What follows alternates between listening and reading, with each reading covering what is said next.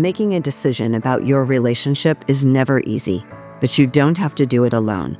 Inside The Decision, the only place where I offer direct coaching, I help women just like you navigate the uncertainty of their marriage. Today, I'm opening the doors and sharing a behind-the-scenes look at a real Q&A session. In this episode, you'll hear real questions, real coaching, and real breakthroughs. Whether you're facing a tough decision or just seeking clarity, I hope this gives you exactly what you need to take your next step. Yeah. So, I don't, want to go back into education. I don't want to do that. Now, there's lots of ways to teach, though. Do you like to teach, but maybe not be in a school system? Yeah. And I've been tutoring now, but it doesn't pay. It's not something I can live off of if I'm divorced. That's for sure. Okay. So tutoring isn't necessarily the answer. It could be like supplemental income, but not like the big income. You can't. So what are some other ways? Like even corporations have things that are like organizational development or sales training, or like there's lots of ways to, and I think not in this particular call, this is more of a coaching call, but when I'm doing the teaching call once a month, like I'm in teacher mode, like there's lots of ways to teach. Yeah. Corporate training. Yeah. So maybe some of that might be an avenue to start looking into, because teaching, I know when you come up as an educator, it's like, it looks one way, right? Like you're in a school classroom and, you've got a certain curriculum and stuff like that. Do you have, but it doesn't have to look that way. Like, do you have a master's? Yeah, in history. So also look into local colleges. They're always looking for adjunct professors. Yeah. I've put my my resume in. I haven't heard back from the local community colleges. Yeah. So just keep hustling, Yeah. And you'll find that. And then, so the two of you, are you still living together today or you're separated? No, that's a conversation that we need to have. Haven't had that conversation yet about separation, because it's what I want, but it's not what he wants. And part of my guilt also is that everybody loves, he's the funny guy, and I think family and friends are going to be really blindsided. Yeah. Well, but they're not married to him. Well, true. They get to enjoy him like at holidays and So I mean, he doesn't have to be a jerk, right? Right. He's not a jerk. I mean, for the most part, I have the feeling he will become a jerk once, divorce proceedings start going through. Well, how you enter into that conversation makes a difference. It doesn't guarantee, but it makes a difference, right? If you blurt out again, I want a divorce, like that sets the tone for how things are going to unfold. Where if you said to him, look, you have made changes, I've seen them, but our disconnect, I feel like maybe it was just too wide to now try to bridge through kind actions. And, as much as I want to feel closer to you, and I want to feel like, yes, this is my person. This is the one I'm going to be with forever. I wish I felt that way, because life would be so much easier. You're a great human being, but you know what? We both deserve better, because you deserve to be with someone who genuinely wants to be with you and thinks you are the cat's meow. Right. And I do too. And so we don't have to hate each other, and no one has to be the villain in this story. And we can do this well for our son and for ourselves. We're going to be in each other's lives forever. So let's not make our son navigate because you and I can't communicate as adults. Like, let's do this well so that we don't put our son right in the middle of it. Okay. Yeah. And then that sets the tone. It doesn't mean he's not going to blow up, have a panic attack, leave, come back, cry. We don't know how he's going to react, but I promise you're going to have a much better opportunity to have this go on a more peaceful path if you try it that way. And then you two could sit down and be able to come together and say, okay, well, we've got some pragmatic things we got to figure out, because now if we separate, we've got to support two households. So what does that mean? What does that look like? Without having an agenda about what you need it to look like or what he needs it to look like, because it's just finances or math, right? So if we could wave the magic wand, what would we want it to look like? Oh, we both live in a 4-bedroom house down the street from each other, like all that. And then you start backing up from it and going, okay, but what's possible today? Yeah. Does it mean we have to sell this one house so that we both can have two smaller houses? Does it mean that one of us is going to move out and we're going to move into what kind of a place? Is it a short-term lease? Is it a house? Is it an apartment? What does that look like? We've just got to go through those options, because it can look a bunch of different ways, but it can't look any way we want it necessarily.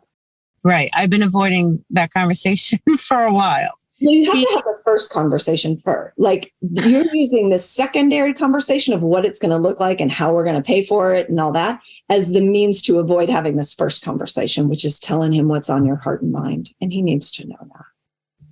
Yeah. And he even approached me like a month ago saying, when's a good time that, sit and have a conversation about us. But I just started your Divorce Differently program, and I told him, give me some time.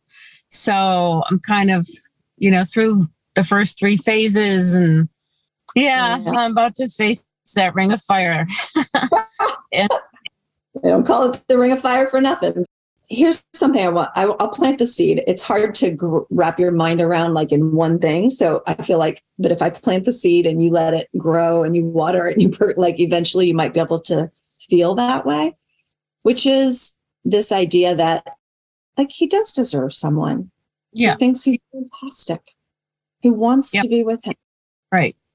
And so he may not be willing to set himself free because he's also scared.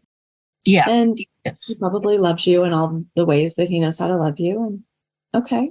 But that doesn't mean that you two can't come out the other side of this and both of you be in a much better position than you are today. Yeah. See, the unknown is what feels so terrifying to us, that we're willing to remain in this known place, right? Where my wife doesn't want to have sex with me, where we're living completely separate lives. But I want that. I want to keep that. I'm willing to keep that. Yeah. Because I'm so terrified that what's on the other side will be worse. Yeah. What if it's better? Yeah. My ex-husband is in a much better situation, and he didn't want it because he too was filled with fear because he didn't know what was ahead of him. Yeah. He's good. I'm good. It can be better than it is right now. And right. we both deserve that. So if you can start to look at it, not from the lens of I'm hurting him, but more like I'm doing the hard thing and setting us both free, because liberation never works one way. It works both ways. Yeah. That's a good way of putting it, because that's how I feel like. Yeah. And from that place, then it becomes more like, maybe it's a stretch to call it a compassionate thing to do, but maybe I don't have to carry all the guilt because I'm hurting this guy who's a great guy. And there's a reason everyone loves him. Okay. But that doesn't mean that I have to remain married to him. I can still have love for him. I can still think he's an amazing person. I can think he's an amazing dad. I can even be in relationship with him, just not in my most intimate relationship with him. Right. Right. I mean, I would love to be, one of those blended families one day, but I don't know that, at least right now, I don't think he's capable of that. But don't worry about him right now. Yeah. Our brains try to figure out what are all the 200 different ways he could react and respond. And let me come up with the way that I'm going to safeguard myself. When I'm like, you know what, just show up genuinely, compassionately, and authentically, and be honest, but not honest, like cutting honest, more just like from the heart, truthful, right? And keep encouraging him that you two can come through this beautifully, that there's many ways that you work really well together. And there's no reason that has to change. But this one piece of our relationship, it's not working for me. And it doesn't make you a bad person. I'm really trying to make it not make that I'm a bad person. I'm trying to get there. Maybe I'm not there all days because I do feel I don't want to hurt you. This doesn't feel good. And I know you're going to be hurting. And frankly, I'm hurting. Yeah. See if that can like kickstart a real conversation. So he gets to react or respond, however, but the more you can just keep showing up with that energy of, look, we can do this well, and we can come out the other side of this and be happy. There's a video in the platform that is called Parenting Through Divorce, and it's under the mini teachings. But if you just type in Parenting Through Divorce. Okay, I'm writing that down. Yeah. And this is being recorded, where I did an interview with two people who just handled it beautifully. She had to keep telling her husband over and over and over. And she still is telling him this, by the way. They've been divorced for 3 years. She still has to remind him, like, we're still allowed to be a family. You're still dad. I'm still mom. Like, I get that other people outside of us don't understand that, because what they've seen is most of the world where I have to hate you. You have to hate me. I think you're the bad guy. You think I'm the horrible bitch. Right. And then children suffer. And so that's why so many articles are written about how children suffer through divorce, because of how the parents handle it. Yeah. Yeah. Right. So even if you have to say it 100 times, it's worth it to just keep reminding him, even when he's spiraling, because what's behind the spiral is fear. Yeah. Right. And you keep speaking faith into him. You just keep reminding him that we're going to be okay.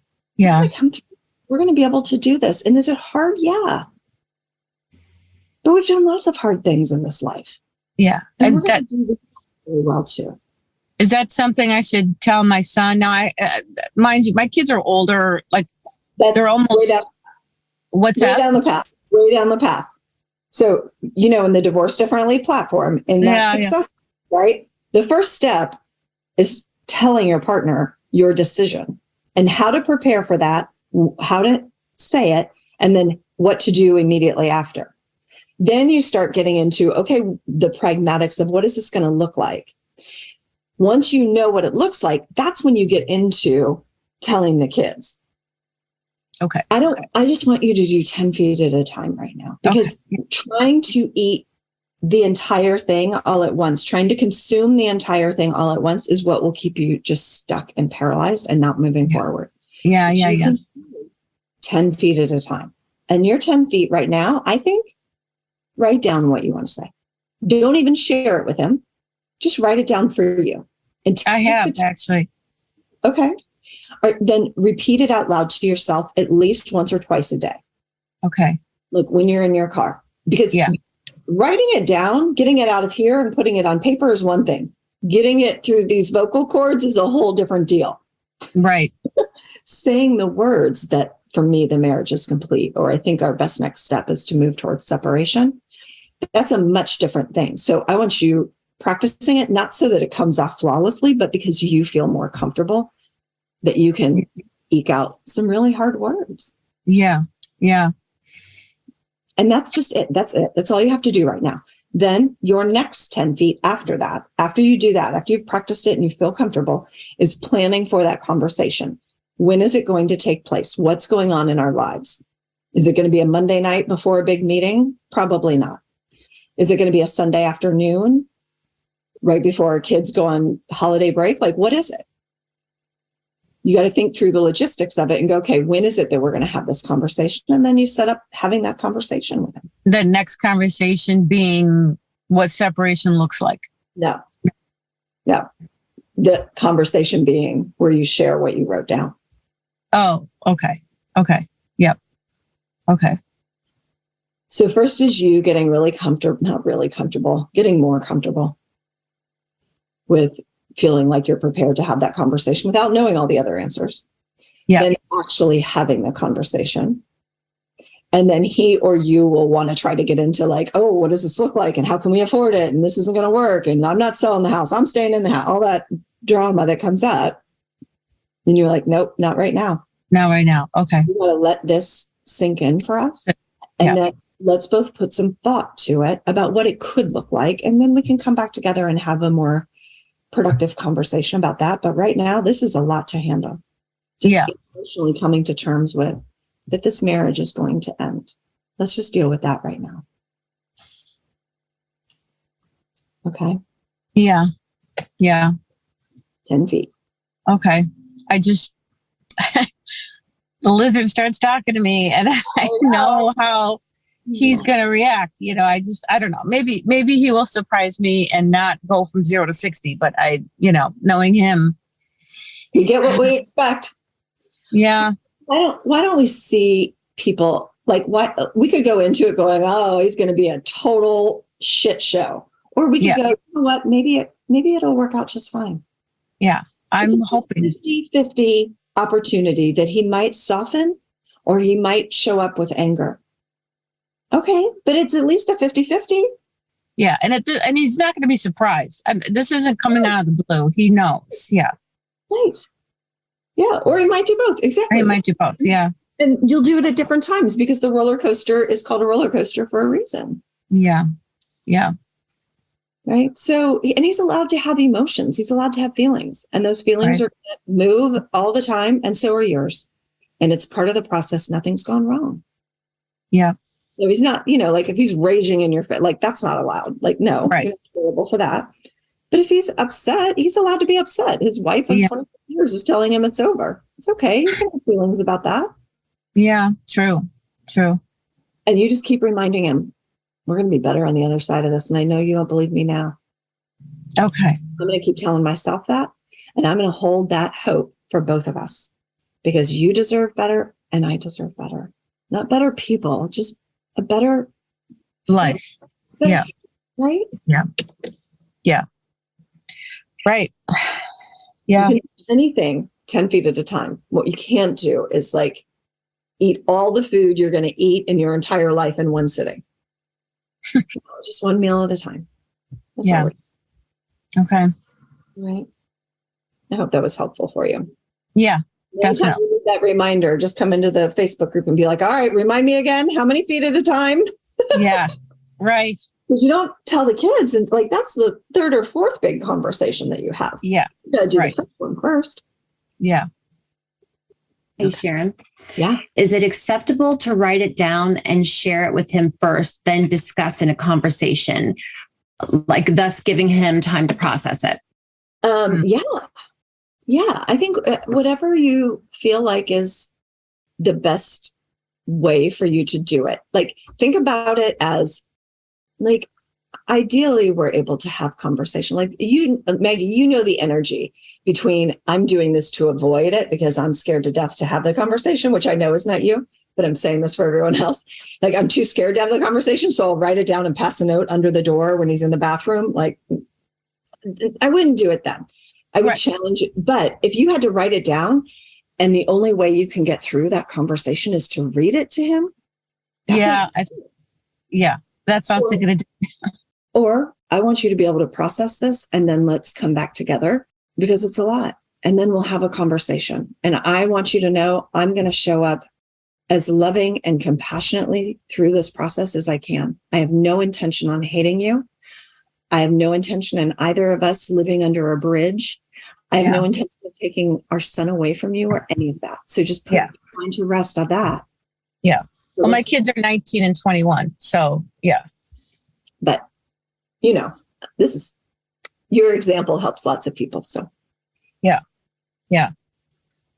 So, or you could say things like, I have no intention of bad mouthing you to our kids. I'm going to write that. You're a great father.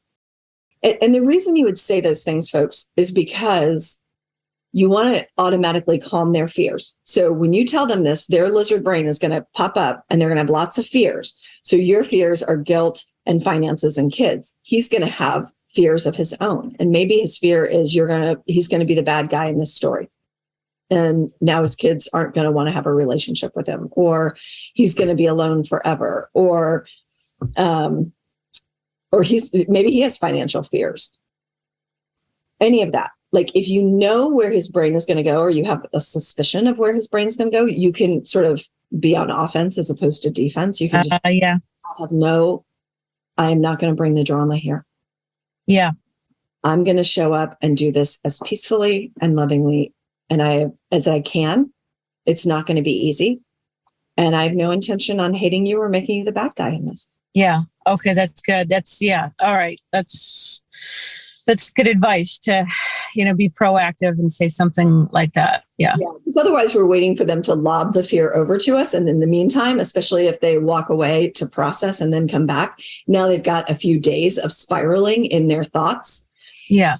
It might not even have any basis for reality. It's just their fear talking. Right. Yeah. Finding clarity in your relationship is one of the most important journeys you'll ever take, and you don't have to do it alone. If you're ready for support and guidance, apply for a truth and clarity session.